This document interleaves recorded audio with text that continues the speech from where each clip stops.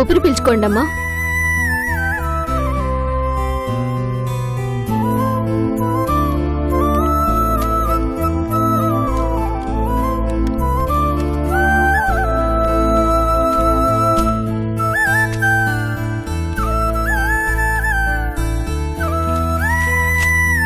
ఈ మెడిసిన్స్ వాడండి. అలాగే డాక్టర్.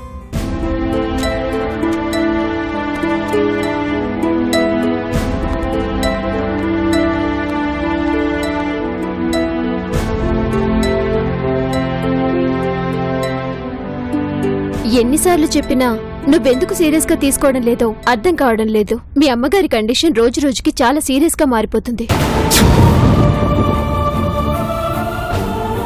వెంటనే ఆపరేషన్ చేయకపోతే చాలా కష్టం. టైంకి మనీ అడ్జస్ట్ అవ్వలేదు డాక్టర్. వచ్చే వారం ఎలాగైనా అడ్జస్ట్ చేస్తాను. సరే, ఎంత తొందరగా చేస్తే అంత మంచిది. తర్వాత నీ ఇష్టం. వస్తాను.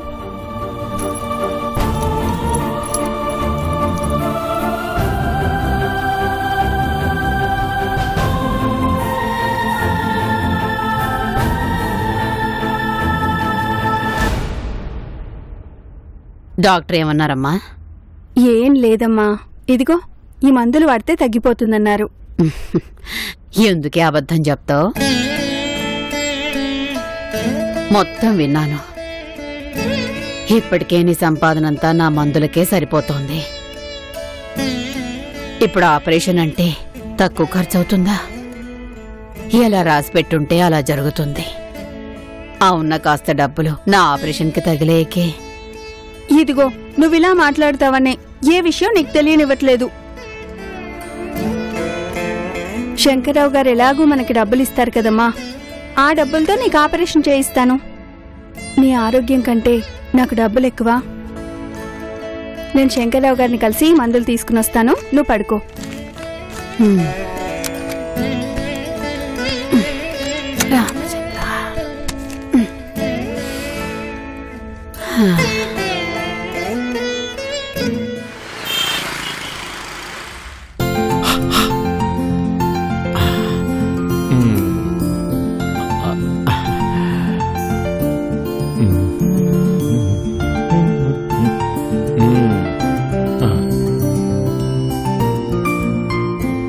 ఎక్కడికి అంతలా రెడీ వెళ్తున్నారు? ఎక్కడికంటే ఆఫీస్కి వెళ్తున్నాను. మరి పూల రంగుల్లా తయారవుతుంటేను డౌట్ వచ్చి అడిగాను. పూల రంగుల్లా తయారవటం ఏంటి? మొహానికి పౌడర్ రాసుకుని తలదూకుంటే పూల రంగుల్లా తయారైనట్టేనా? పొద్దున్నే నా మూడు పాడు చేయకు. నేను మీ మూడు పాడు చేయడం ఏంటి? మీరు చేస్తున్న పనులకి నాకు పిచ్చెక్కిపోతోంది. పొద్దున్న లేస్తే మీరు ఆఫీస్కి వెళ్తున్నారో ఎక్కడెక్కడ తిరుగుతున్నారో తెలుసుకోలేనంత అమాయకురాలనా? ఏంటే నువ్వు తెలుసుకునేది? అనుమానం పిశాచి పట్టుకుందే నీకు. అది నీ బుర్రలోంచి పోయేంత వరకు నీకు మనశ్శాంతి ఉండదు, నాకు మనశ్శాంతి ఉండనివ్వవు. అంటే మీరే తప్పు చేయకుండా ఎవరితోనూ తిరగకుండా ఉన్నా కూడా ఊరికే మిమ్మల్ని అనుమానిస్తున్నానా? అయితే మీరు ఆఫీస్కి వెళ్ళాక ఆఫీసులో ఎంతసేపు ఉంటున్నారో, బయటికి ఎంతసేపు తిరిగి వస్తున్నారో దమ్ముంటే ధైర్యంగా చెప్పండి. ఏంటి నీకు చెప్పేది?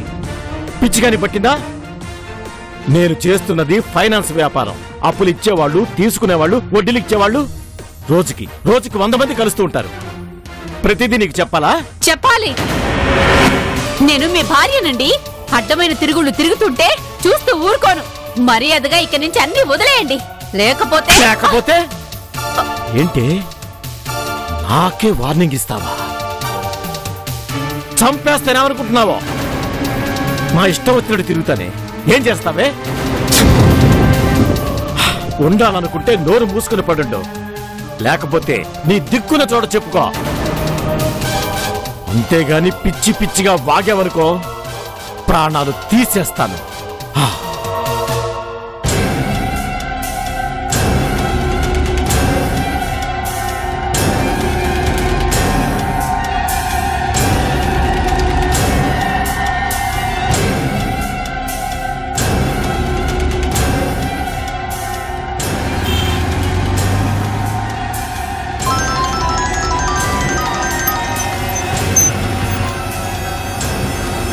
హలో హలో,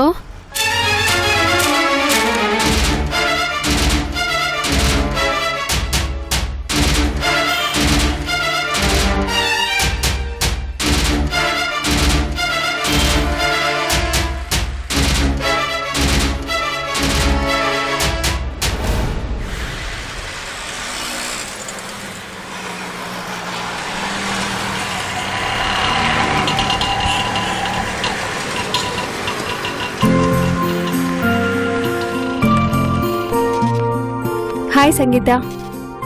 శంకర్ గారు ఉన్నారా? ఉన్నారు మేడం. ఒక్క నిమిషం మేడం. ఉమ్, సార్ బిజీగా ఉన్నారేమో కనుక్కొని చెప్తాను.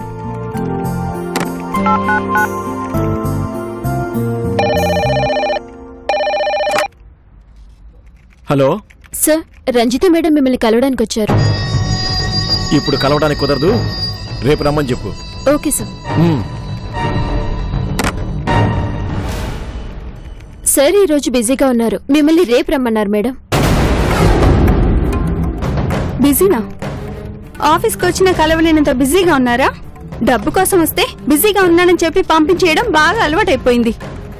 మేడం, అవన్నీ మాకు తెలియదు మేడం.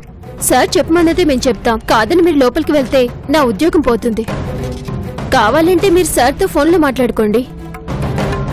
సరే, మీ సార్ ఇలా ఎన్నాళ్ళు తిప్పిస్తాడో నేను చూస్తాను.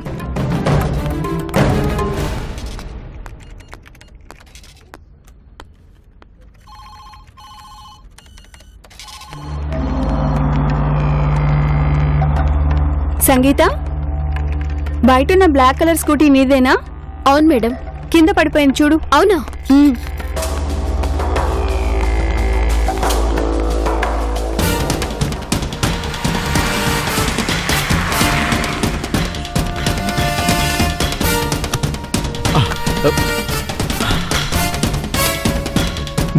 నువ్వెందుకు వచ్చావు? బిజీగా ఉన్నాను, తర్వాత రమ్మని చెప్పాను కదా. టేబుల్ మీద పడ్డ నీళ్లు తుడుచుకోవడం ఇదేనా నీ బిజీ? డబ్బులు తీసుకెళ్లేటప్పుడు ఇంటి చుట్టూ తిరిగావు, ఇవ్వాల్సి వచ్చేటప్పటికి బిజీగా ఉన్నానని తప్పించుకు తిరుగుతున్నావు. ఇదేమైనా న్యాయంగా ఉందా? ఉన్నట్టుండి 10 లక్షలంటే ఎక్కడి నుంచి తీసుకురావాలి? టైం పడుతుందని చెప్పాను కదా. ఆ మాత్రం ఓపిక లేకపోతే ఎలా? ఎన్నాళ్ళు ఇలా ఓపిక పట్టాలి? అమ్మకి ఆపరేషన్ చేయాలి, డబ్బులు కావాలని నెల రోజులుగా చెప్తున్నాను. పొద్దున్నే డాక్టర్ చూసెళ్లారు. వారం రోజుల్లో ఆపరేషన్ చేయకపోతే కష్టం అంటున్నారు. నీకు చేతులెత్తి దండం పెడుతున్నాను. వారం రోజుల్లో నా డబ్బు నాకు అరేంజ్ చేయి. వారం రోజులు కాదు కదా, నెల రోజులు టైం ఇచ్చినా 10 లక్షలు అరేంజ్ చేయటం నా వల్ల కాదు. ఇదిగో ఈ నెల వడ్డీ 10,000. కావాలంటే తీసుకెళ్ళారు. నీకు చెప్తే అర్థం కావట్లేదా? అవతల మా అమ్మ ప్రాణాలు పోయే పరిస్థితిలో ఉంది. డబ్బు కోసం వచ్చినప్పుడు నువ్వేమన్నావు? బ్యాంకులో ఉంటే ఏమొస్తుంది, రూపాయి వడ్డీ ఇస్తాను, 4 రోజుల ముందు చెప్తే మీ డబ్బులు మీకు ఇచ్చేస్తాను అన్నావా లేదా? అవును అన్నాను.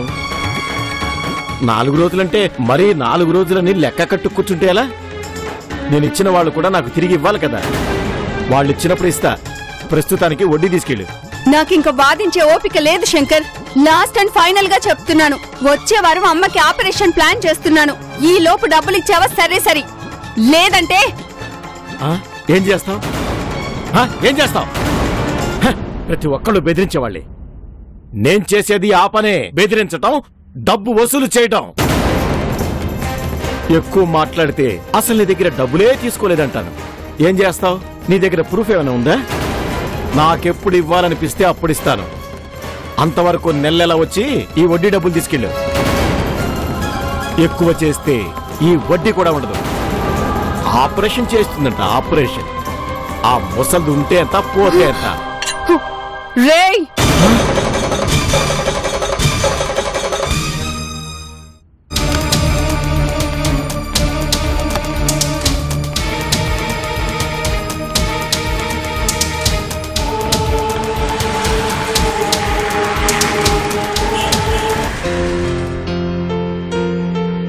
లోపల ఎవరైనా ఉన్నారా మేడం?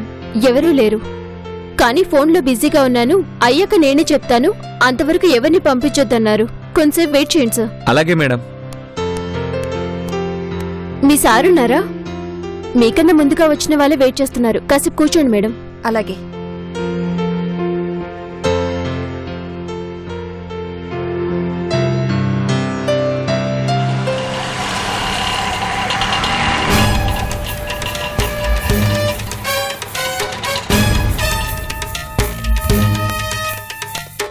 మీ సార్ ఉన్నారా లోపల? ఉన్నారు మేడం.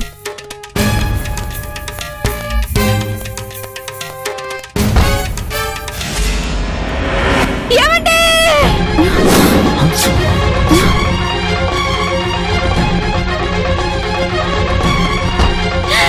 ఏమండి?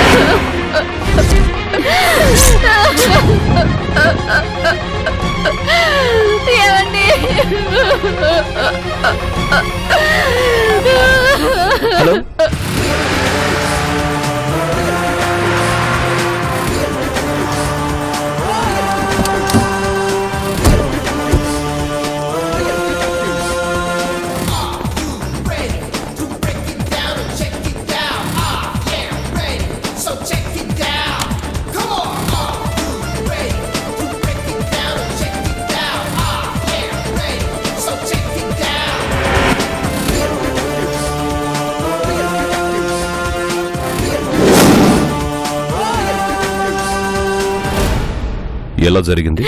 ఏమో తెలియదు సార్. ఆయన కలుద్దామని వచ్చాను. లోపలికి వచ్చేసరికి ఆయన ఇలా రక్త పడుగులో పడున్నారు. నేను ఆయన భార్యను సార్.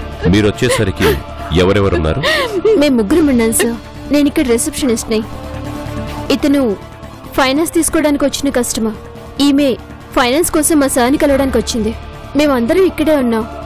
సార్ చూస్తే లోపల ఇలా అసలేం జరిగిందో ఏమో అంతా అయోమయంగా ఉంది సార్. అసలు లోపలికి ఎవరూ రాకుండా ఆయనంతటా ఆయనే చనిపోవడానికి జరిగింది ఆత్మహత్య కాదు, హత్య. వీపులో ఎవరో కత్తితో పొడిచారు. పోనీ బయట నుంచి ఎవరైనా వచ్చారనుకుంటే డోర్ ఏమో లోపల నుంచి లాక్ చేసి ఉంది. అంటే ఎవరో లోపల నుంచి వచ్చే హత్య చేశారనమాట. ఆఫీస్కి ముందు నువ్వొచ్చావా, మీ సార్ వచ్చారా? నేనే ముందొచ్చాను సార్. మరి ఆయన లోపలికి వెళ్ళిన తర్వాత కలవడానికి ఎవరు వెళ్ళలేదా? కలిసింది సార్. ఎవరు? రంజిత సార్. ఏదో ఫైనాన్స్ మ్యాటర్ మాట్లాడడం కోసం వచ్చింది. మా సార్ బిజీగా ఉన్నాను, రేపు కలవమని చెప్పారు. కానీ రంజిత అది పట్టించుకోకుండా నన్ను తప్పుదారి పట్టించి లోపలికి వెళ్ళిపోయింది. తప్పుదారా అంటే? ముందు వద్దనగానే బయటికి వెళ్ళిపోయింది. తర్వాత లోపలికి వచ్చి నా స్కూటీ పడిపోయిందని చెప్పి నేను బయటికి వెళ్ళగానే తను లోపలికి వెళ్ళింది సార్. స్కూటీ బాగానే ఉంది సార్. అబద్ధం చెప్పిందని నేను లోపలికి వచ్చేసరికి మా సార్ రూమ్ లో నుంచి హడావిడిగా బయటికి వెళ్ళిపోయింది. మరి తర్వాత నువ్వు మీ సార్ రూమ్ కెళ్ళి చూడలేదా? లేదు సార్. ఆవిడ లోపలికి వెళ్ళింది కదా, వద్దన్నా నువ్వు ఎందుకు లోపలికి పంపించావని తిడతారని వెళ్ళలేదు. ఇంత ఇంపార్టెంట్ విషయం ఇప్పుడా చెప్పేది? She is the first suspect. ఆవిడ డీటెయిల్స్ ఉన్నాయా? ఉన్నాయి sir. Good. Havisha, get her immediately. Okay sir. Sharvani, sir. Collect the close and బాడీని పోస్ట్ మార్టానికి పంపించండి. Yes sir.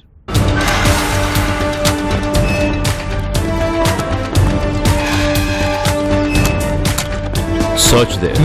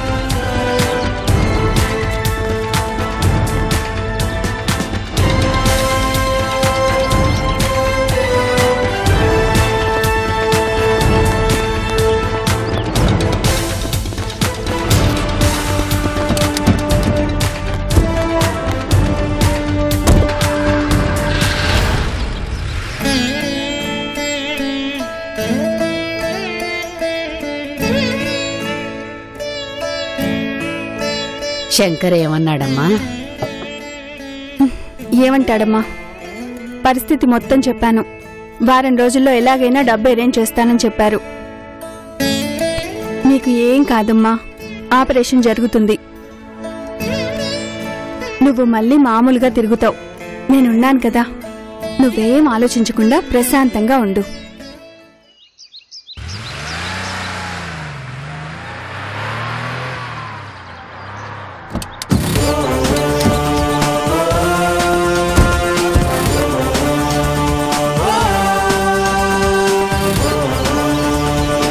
Excuse me. ఎవరు? నువ్వు పడుకోమ్మా.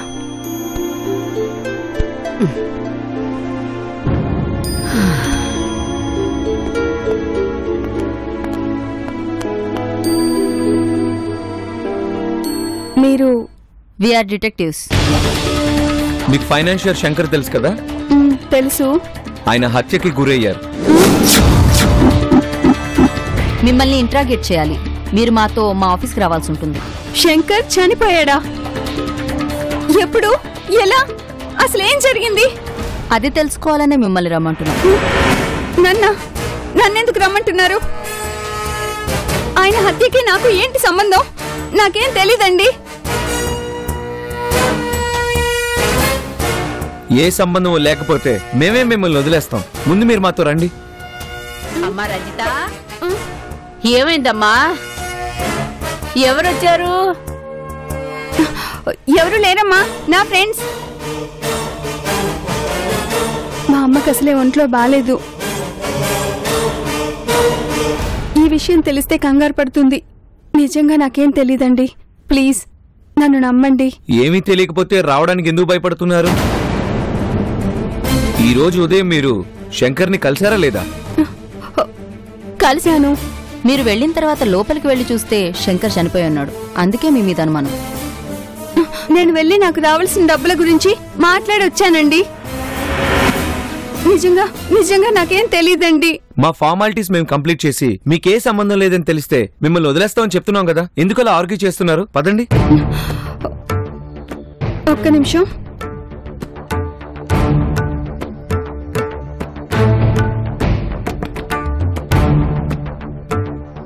అమ్మా, చిన్న పనుంది, నేను ఫ్రెండ్స్తో బయటికి వెళ్తున్నాను, నువ్వు పడుకో. ఆ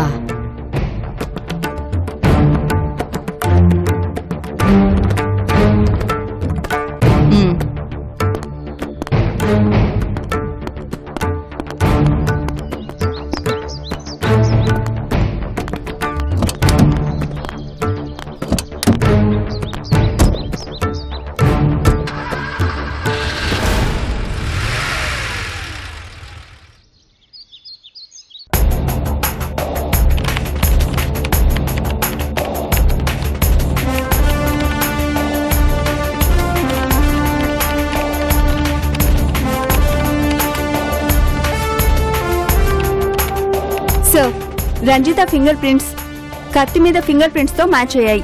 ఎక్స్పెక్టెడ్. డెత్ ఎగ్జాక్ట్ గా ఏ టైంలో జరిగింది డాక్టర్? 9:30 నుంచి 9:50 మధ్య.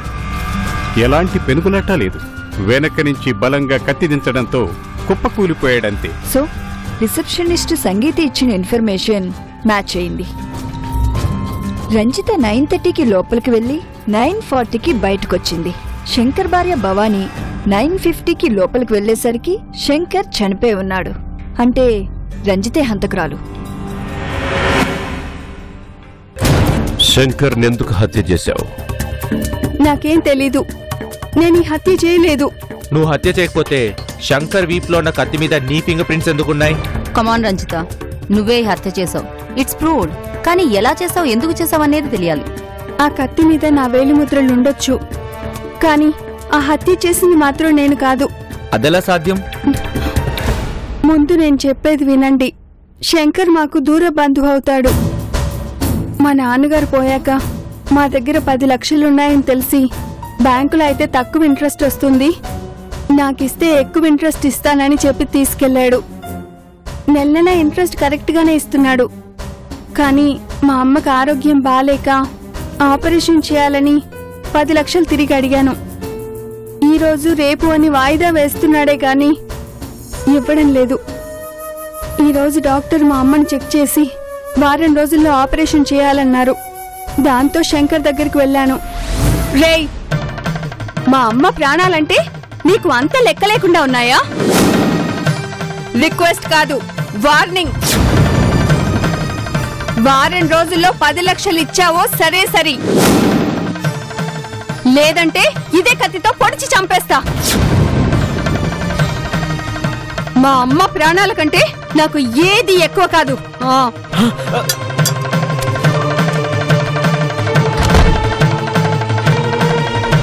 అదే జరిగింది. అలా వార్నింగ్ ఇచ్చినప్పుడు కత్తి మీద నా వేలిముద్రలు పడుంటాయి, కానీ నేను మాత్రం శంకర్ని హత్య చేయలేదండి. నువ్వు చెప్తుంది నిజమనడానికి గ్యారంటీ ఏంటి? ఆ గొడవలోనే పొడి చేసావేమో. అతన్ని చంపితే నాకేం వస్తుంది? ఇప్పుడు అతను చనిపోయాడంటే నాకు రావాల్సిన 10 లక్షలు పోయినట్టే కదా. అమ్మకి ఆపరేషన్ ఎలా చేయాలని టెన్షన్ పడుతుంటే ఇంకో హత్య నేరం కూడా నా మీద వేయొద్దు. నేను చెప్పేది నిజం. ప్లీజ్ నన్ను నమ్మండి. ఓకే, ఇక నువ్వు వెళ్ళొచ్చు. బట్ మాకు చెప్పకుండా ఈ సిటీ వదిలి నువ్వు వెళ్ళకూడదు. మేమెప్పుడు రమ్మంటే అప్పుడు రావాలి. అలాగే సార్, థ్యాంక్ యూ.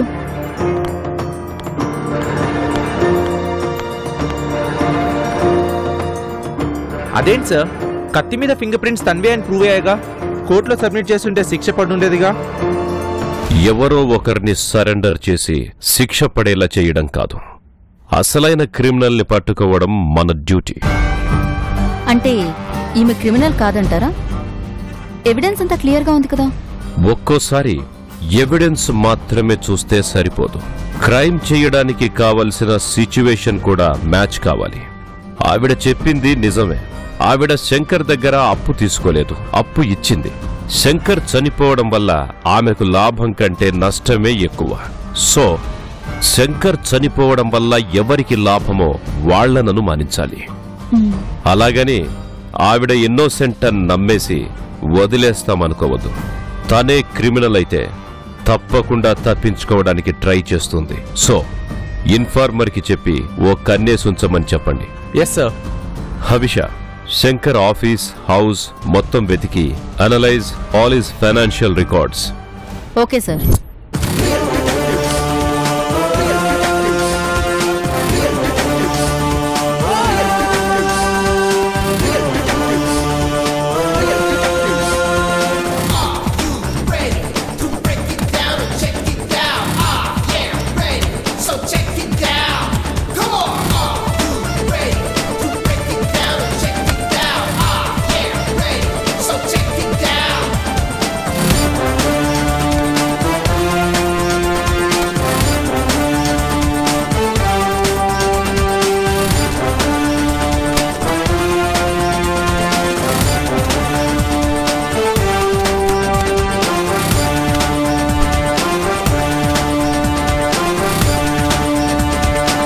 నచికేత్ చూడు, ఈ డైరీలో ఫిబ్రవరి 13వ తేదీ పేజీ లేదు. ఎవరో చించేసినట్టున్నారు. Is it? ఫైనాన్సెస్ ఎప్పుడు ఒకే చోట రాసుండరు. డూప్లికేట్ రికార్డ్స్ ఉంటాయి.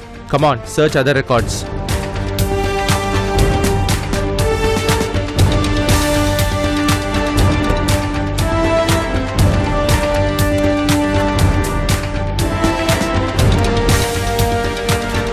కుమారి అంటే శంకర్ చనిపోయిన రోజు ఆఫీస్లో ఉంది ఆమెగా?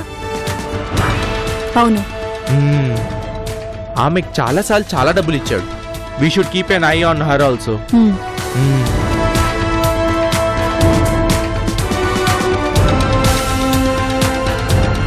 నచికేత్, ఇక్కడుంది ఫిబ్రవరి 13వ పేజీ. అందులో చించేశారు కదా. ఇదిగో ఇందులో రాసింది. ఆ రోజు రిసెప్షనిస్ట్ సంగీతకి 2 లక్షలు ఇచ్చినట్టు రాసింది.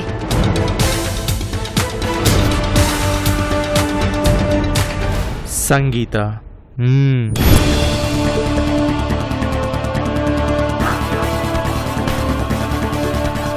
ఆ పేజీ చించింది నేనే.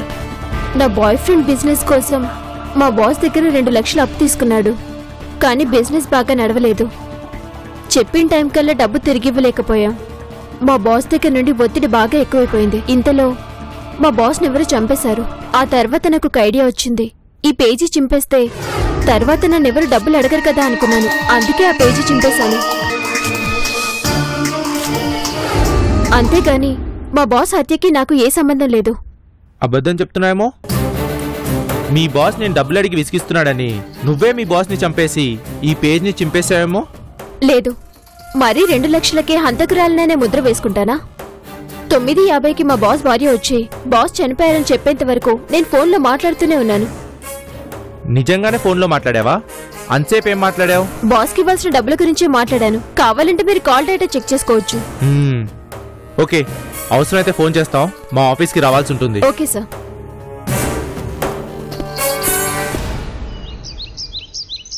సో డబ్బుల కోసం ఒత్తిడి చేస్తున్నాడని తిరిగి ఇవ్వలేక సంగీతే శంకర్ని హత్య చేసుండొచ్చు. రంజిత 9:30కి వచ్చి 9:40కి వెళ్లిపోయింది. శంకర్ భార్య భవానీ 9:50కి వచ్చింది. అంటే మధ్యలో 10 నిమిషాల టైం ఉంది. ఆ టైంలో సంగీతే శంకర్ని హత్య చేసి డైరీలో పేపర్స్ ని చించేసుండొచ్చు కదా. కానీ 9:40 నుంచి 9:50 వరకు సంగీత ఆఫీస్ ల్యాండ్ లైన్ నుంచి తన బాయ్ ఫ్రెండ్తో ఫోన్లో మాట్లాడుతుంది. కాల్ డేటా కూడా ఉంది. పైగా భవానీ వచ్చేసరికే అక్కడ కుమారి, ప్రకాష్ ఆల్రెడీ ఉన్నారు. ఈలోగా లోపలికి వెళ్లి శంకర్ని హత్య చేయడానికి సంగీతకి టైం ఉండకపోవచ్చేమో. నోనో, ఒక మనిషిని హత్య చేయడానికి అంత టైం అక్కర్లేదు. కరెక్ట్గా ప్లాన్ చేస్తే అర నిమిషం చాలు. 9:40 నుంచి 9:50 వరకు సంగీత తన బాయ్ ఫ్రెండ్తో మాట్లాడినట్టు కాల్ డేటాలో ఉన్న అంతసేపు మాట్లాడాలని లేదు కదా. కాల్ కనెక్ట్ చేసి రిసీవర్ పక్కన పెట్టి లోపలికెళ్లి హత్య చేసొచ్చి ఈలోగా ఏమీ తెలియనట్టు ఫోన్లో మాట్లాడుతుండొచ్చు. అలా అయితే కత్తి మీద సంగీత వేలిముద్రలు కూడా ఉండాలి కదా. పోనీ హత్య చేసిన తర్వాత క్లాత్తో చెరిపేసింది అనుకుందామంటే అలా కుదరదు. అలా జరుగుంటే ఆల్రెడీ కత్తి మీదున్న రంజిత వేలిముద్రలు కూడా చెరిగిపోయి ఉండాలి కదా. సో సంగీత ఈ హత్య చేసుండకపోవచ్చు అనిపిస్తుంది. ఒకవేళ సంగీత గ్లవ్స్ వేసుకుని కత్తి పట్టుకునుంటే తన వేలిముద్రలు కత్తి మీద పడవు. అలాగే రంజిత వేలిముద్రలు చెడిపోవు. పైగా సంగీత బాయ్ ఫ్రెండ్ చేసేది సర్జికల్ గ్లవ్స్ వ్యాపారం. Yes, chances are there. సంగీతే శంకర్ని హత్య చేయాలని ప్లాన్ చేసుండొచ్చు. ఈలోగా రంజిత వచ్చి శంకర్తో గొడవ పడింది. కత్తి పట్టుకుని శంకర్ని బెదిరించింది. అదంతా సంగీత గమనించింది. ఇదే అదనుగా శంకర్ని హత్య చేస్తే నేరం రంజిత మీదికెళ్తుంది. తన ప్రాబ్లం సాల్వ్ అవుతుందని సంగీతే హత్య చేసుండొచ్చు. But this is not final. ఒక పాసిబిలిటీ మాత్రమే.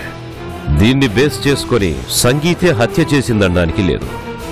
శంకర్ భార్య కాల్ డేటాని అనలైజ్ చేశాం. గత వారం రోజులుగా ఎక్కువగా ఒక నంబర్ కాల్ చేసి మాట్లాడుతుంది. అతని పేరు Gaurav, business man. Okay Nachiket, interrogate and get the possible information from him. Okay sir.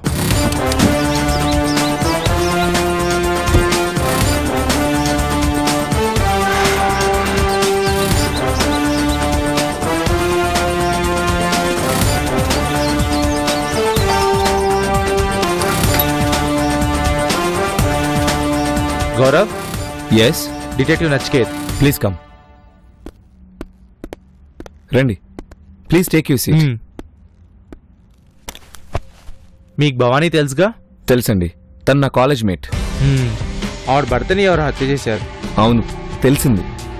So sad. పాపం భవానీ చాలా బాధపడుతుంది. ఆవిడ కాల్ డేటా చెక్ చేస్తే ఆవిడ ఎక్కువసార్లు మీకే కాల్ చేసినట్టుంది. ఎస్, తను రెగ్యులర్గా నాతో ఫోన్లో మాట్లాడుతూ ఉంటుందండి. తన భర్త హత్య గురించి మీతో ఏదైనా చెప్పిందా? ఐ మీన్ తనకి ఎవరి మీద అనుమానం ఉందా? లేదు, తనకి శంకర్ ఆఫీస్ విషయాలు గానీ శంకర్ సర్కిల్ గురించి గానీ పెద్దగా తెలీదు. కానీ 2-3 సార్లు శంకర్ అమ్మాయిలతో తిరగడం చూసి అనుమానించడం మొదలుపెట్టింది. ఆ విషయాలే నాకు ఫోన్ చేసి చెప్పేది. తన మీద నిఘా పెట్టమని నాతో చెప్పింది.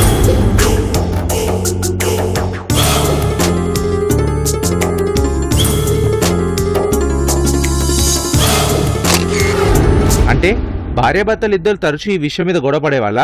తరచూ అంటే ఈ మధ్యనే అనుమానం మొదలైంది. శంకర్ హత్య చేయబడిన మార్నింగ్ ఇద్దరు గొడవ పడ్డారు. శంకర్ భవానీని కొట్టి వెళ్ళాడని ఆ రోజు భవానీ నాకు ఫోన్ చేసి చెప్పిందండి. ఫోన్ చేసి చెప్పిందా? మీరు పర్సనల్గా ఆమెను కలిసారా? ఫస్ట్ ఫోన్ చేసింది. బాగా డిప్రెషన్లో ఉందని అర్థమైంది. కలవమని నేనే చెప్పాను. వెంటనే రెస్టారెంట్కి వచ్చింది. శంకర్ వేరే అమ్మాయితో కలిసి ఉన్న వీడియోని చూపించాను. ఫోన్లో వీడియోని చూసి శంకర్ను నిలదీస్తానని చాలా కోపంతో బయలుదేరింది. కానీ అప్పటికే జరగకూడదు జరిగిపోయింది. ఆ రోజు మీరు ఎన్ని గంటలు కలిసారో గుర్తుందా? మార్నింగ్ 9-10 కలిసాం.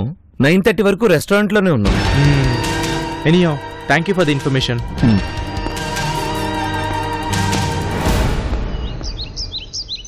భవానీ గౌరవ్ని రెస్టారెంట్లో కలిసిన తర్వాత 9:30కి నేరుగా శంకర్ ఆఫీస్కి బయలుదేరింది. 9:50కి ఆఫీస్కి చేరుకుంది. వీడియో చూపించి శంకర్తో గొడవపడి తనే కత్తితో పొడిచేసి తర్వాత అరిచిందేమో. నో, అలా జరిగే ఛాన్సే లేదు. ఆమె డోర్ తీసి లోపలికి వెళ్లిన వెంటనే అరిచింది అంటున్నారు.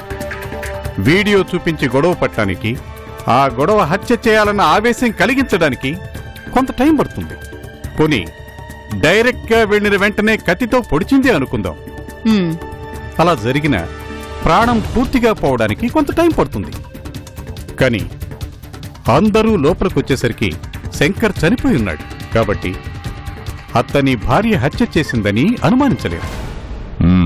ఎస్ డాక్టర్, ఆ రోజు హత్య జరిగిన టైంలో ఆఫీస్లో రిసెప్షనిస్ట్ కాకుండా ఇంకా ఇద్దరుండాలి కదా? Yes sir, Kumari and Prakash. Let us interrogate them first. Okay sir. ఆ రోజు ఏం జరిగింది? శంకర్ కోసం వెయిట్ చేస్తున్నాను సార్. ఇంతలో అతని భార్య వచ్చి లోపలికి వెళ్ళి గట్టిగా అరిచిందండి. అంతే. లోపలికి వెళ్ళి చూసేసరికి శంకర్ చనిపోయి ఉన్నాడు. భవానీ లోపలికి వెళ్ళిన తర్వాత ఎంతసేపు తర్వాత అరిచింది? ఇలా డోర్ తీసిందో లేదో వెంటనే అరిచింది. ఓకే, నువ్వు ఇక వెళ్ళొచ్చు. Thank you sir. Guys, back door might be the key here. Search for more evidences.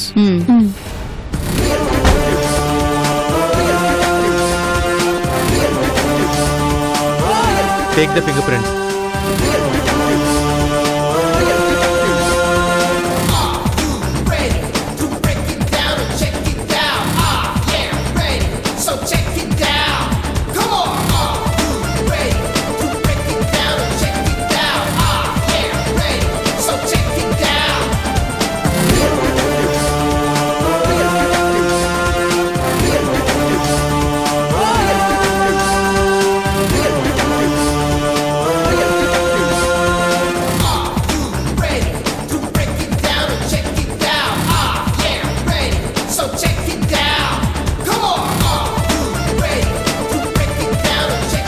Wait.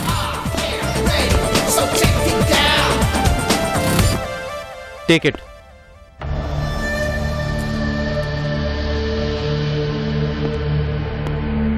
Earring.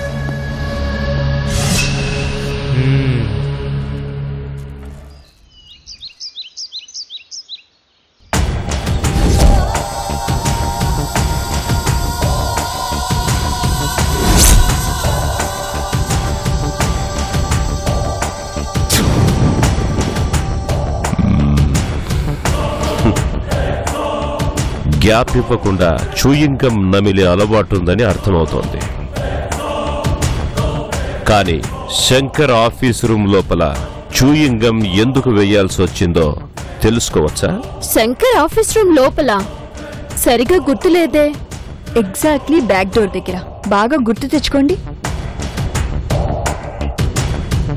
గుర్తొచ్చింది.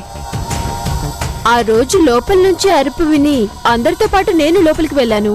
శంకర్ చనిపోయినాడు. అందరూ అక్కడే ఉన్నాం. ఇంతలో ఎవరొచ్చారు, ఎలా జరిగిందని సంగీత కంగారు పడింది. నాకెందుకో డౌట్ వచ్చి బ్యాక్ డోర్ ఓపెన్ చేసి చూశాను. మీరు చూసేటప్పటికి బ్యాక్ డోర్ లోపల నుంచి లాక్ చేస్తుందా, ఓపెన్ చేస్తుందా? గడియ పెట్టుంది. మరి లోపల నుంచి గడియ పెట్టున్న డోర్లోంచి ఎవరూ వచ్చే ఛాన్స్ లేదు కదా. అనుమానం ఎందుకు వచ్చింది? ఏమో, ఆ టెన్షన్ లో అప్పుడు అవేవీ ఆలోచించలేదు. ఎందుకో అనిపించింది, ఓపెన్ చేసి చూశానంతే. ఓకే, శంకర్ మీకు తరచుగా డబ్బులు ఇస్తున్నట్టు డైరీలో రాసింది. అంతంత డబ్బు మీకు ఎందుకు ఇస్తున్నాడో తెలుసుకోవచ్చా? ఎందుకేముంది, అతను ఫైనాన్స్ వ్యాపారం చేస్తున్నాడు. అవసరానికి ఇంట్రెస్ట్ కి డబ్బులు తీసుకుంటున్నాను. కానీ శంకర్ ఎప్పుడు ఎంతమందికి డబ్బిచ్చినా తిరిగి వాళ్ళ దగ్గర నుంచి కలెక్ట్ చేసుకున్నట్టు రికార్డ్స్ లో రాశాడు. కానీ నీకు మాత్రం డబ్బులు ఇస్తున్నట్టే రాసుంది. తిరిగి నువ్వు ₹1 కూడా ఇచ్చినట్టు ఎక్కడా నోట్ చేయలేదు. తిరిగి నువ్వు డబ్బులు ఇవ్వకపోయినా అన్నిసార్లు నీకు శంకర్ డబ్బెందుకు ఇస్తున్నట్టు? ఎందుకంటే నమ్మకం. ఎలాగైనా తిరిగి కడతానన్న నమ్మకంతో ఇస్తున్నాడు. ఇంకో 2 రోజుల్లో డబ్బులు ఇస్తానని చెప్పడానికే వెళ్ళాను. అంతలో ఇలా జరిగింది. ఓకే, మీరిక వెళ్ళొచ్చు. ఎంత నమ్మకమున్నా తీసుకున్న డబ్బు తిరిగి ఇవ్వనిదే ఏ ఫైనాన్షియరు పదే పదే అప్పివ్వడు. ఈమె మీద ఓ కన్నేసి ఉంచండి. అవిషా సార్, శంకర్ భార్య ఇయరింగ్ ఆఫీస్లో ఎందుకు పడింది ఏమిటి అనేది ఒకసారి ఎంక్వైరీ చేయండి. Okay sir. ఇది మీ ఇయరింగ్ కదా? మరీ అంతలా పరిశీలించి చూస్తున్నారేంటి? మీదే. మీ వారు ఆఫీస్ రూమ్లో దొరికింది. మీ ఇయరింగ్ అక్కడలా పడిందో తెలుసుకోవచ్చా? అక్కడ పడిందని మీరు చెప్తేనే నాకు తెలిసింది. దానికోసం నేను చాలా వెతికాను. ఎప్పుడు మిస్ అయిందో గుర్తుందా? ఆయన చనిపోవడానికి 2 రోజుల ముందు కూడా నేను ఆఫీస్కి వెళ్ళాను. వేరే అమ్మాయి విషయంలో మా ఇద్దరికి గొడవ జరిగింది. ఆయన నా చంప మీద కొట్టారు. అప్పుడే ఇయర్ రింగ్ అక్కడ పడిపోయి ఉంటుంది. ఇప్పుడు మీరు పెట్టుకున్న ఇయర్ రింగ్ కూడా ఇలాంటిదే కదా? అవును. ఇవి మీకు 2 సెట్లున్నాయా? లేదు, ఒకటి మిస్ అయింది కదా. షాప్కెళ్ళి మళ్ళీ ఇంకొకటి తీసుకున్నాను. షాప్ వాడు ఒక ఇయర్ రింగే అమ్మాడా? అయినా ఇంత సడన్ గా మిస్ అయిపోయిన ఒక్క రింగ్నే కొనుక్కోవాల్సిన అవసరం ఏమొచ్చింది? అవసరం అంటే ఈ రింగ్స్ అంటే నాకు చాలా ఇష్టం. డైమండ్ రింగ్స్ కదా, బాగా కాస్ట్లీ అని రిక్వెస్ట్ చేస్తే షాప్ వాడు ఒక రింగ్ ఇచ్చాడు. మీరెందుకు ఇన్ని ప్రశ్నలు వేస్తున్నారో, ఎందుకింతలా అనుమానిస్తున్నారో అర్థం అవుతోంది. కానీ ఆయన ప్రాణాలు తీసింది నేను మాత్రం కాదు. ఆయనంటే నాకు ప్రాణం. వేరే అమ్మాయిలతోటి తిరుగుతుండడం ఇష్టం లేక మార్చుకోవడానికి గొడవ పడేదాన్నే కాని ఆయన్ని చంపి నా మాంగళ్యాన్ని నేనే దూరం చేసుకుంటానా?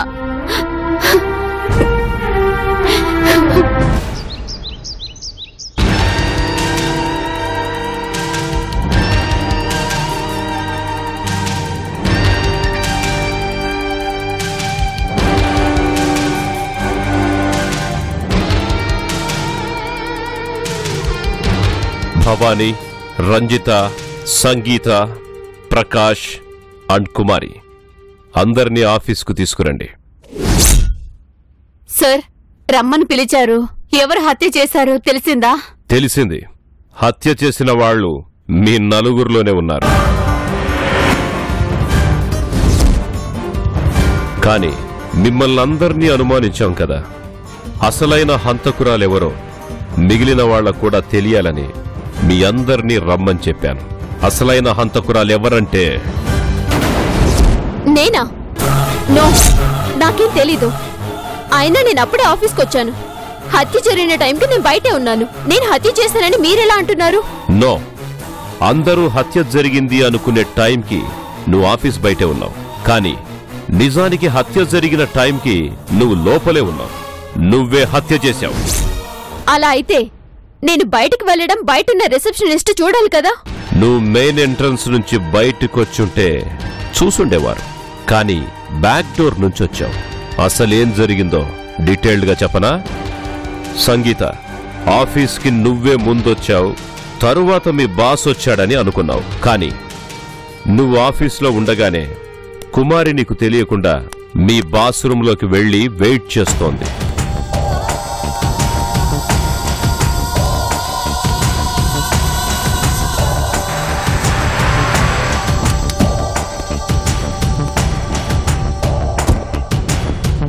Good morning sir. శంకర్ లోపలికొచ్చాక ఆమె చాలాసేపు శంకర్తో మాట్లాడింది. లోపల ఏం మాట్లాడుకున్నారో తెలియదు కానీ ఇంతలో శంకర్ కోసం రంజిత వచ్చింది. సంగీత ఫోన్ చేసి శంకర్ని అడిగింది. అప్పటికే నువ్వు లోపలుండడంతో రంజితని తర్వాతొచ్చి కలవమన్నాడు శంకర్. ఈ రోజు కలవడానికి కుదరదు, రేపు రమ్మని చెప్పు. రంజిత సంగీతని డైవర్ట్ చేసి లోపలికొచ్చింది.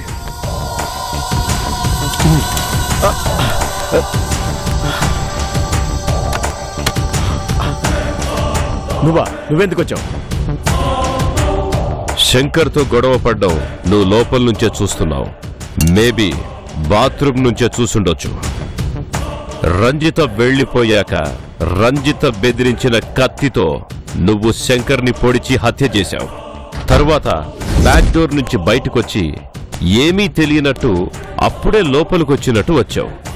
అందరూ లోపలికి రాగానే నువ్వు లోపలికొచ్చి బ్యాక్ డోర్ ఓపెన్ చేసి చూశావు. కానీ నువ్వు చెప్పినట్టు డోర్ ఓపెన్ చెయ్యలేదు.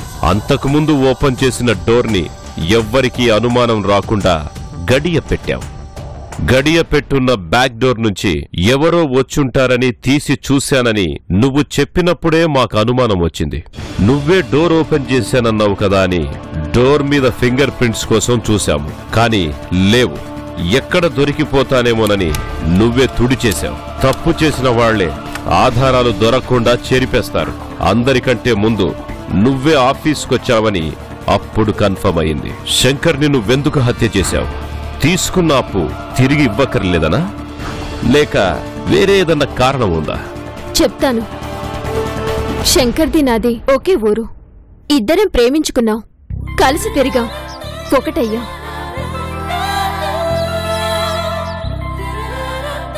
నన్ను పెళ్లి చేసుకుంటానని నమ్మించి ఇక్కడికి తీసుకొచ్చాడు. కానీ పెద్ద పెద్ద ఫైనాన్షియర్స్ దగ్గరికి నన్ను పంపించి హై క్లాస్ బ్రోతల్గా మార్చేశాడు.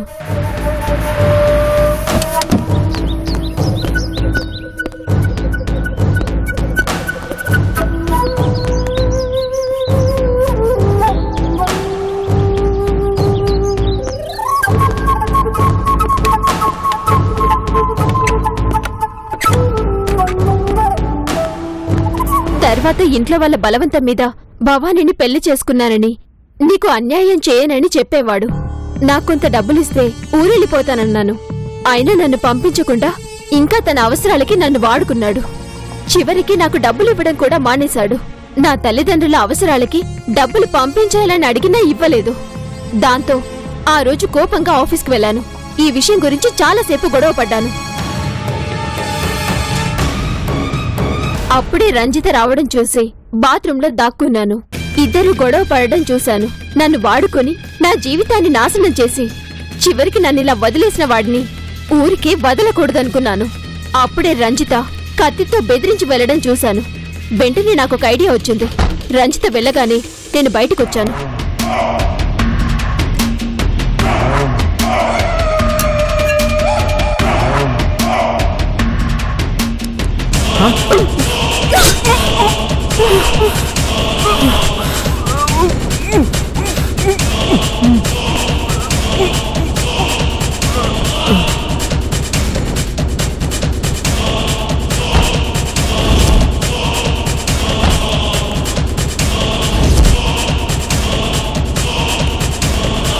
నీకన్యాయం చేశాడని హత్య చేశావు, అంతే కదా?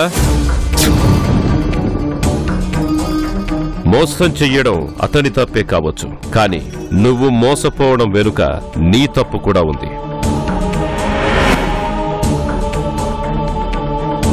పెళ్లి చేసుకుంటానని మాటలు చెప్పినంత మాత్రాన గుడ్డిగా నమ్మి అతనికి దగ్గర కావడం నీ మొదటి తప్పు. అతనితో ఇక్కడికొచ్చిన తర్వాత కూడా అతను ఎవరి దగ్గరికి వెళ్ళమంటే వాళ్ళ దగ్గరికి వెళ్లడం నీ రెండో తప్పు. ఎవరి దగ్గరికి పడితే వాళ్ళ దగ్గరికి పంపించి మళ్లీ నిన్ను పెళ్లి చేసుకుంటాడంటే ఎలా నమ్మావు? ఒక్కసారి మోసపోతే అమాయకత్వం అంటారు, కాని పదే పదే మోసపోతే మూర్ఖత్వం అంటారు. నీలాంటి మూర్ఖులందరికీ నీ జీవితం ఓ గుణపాఠం.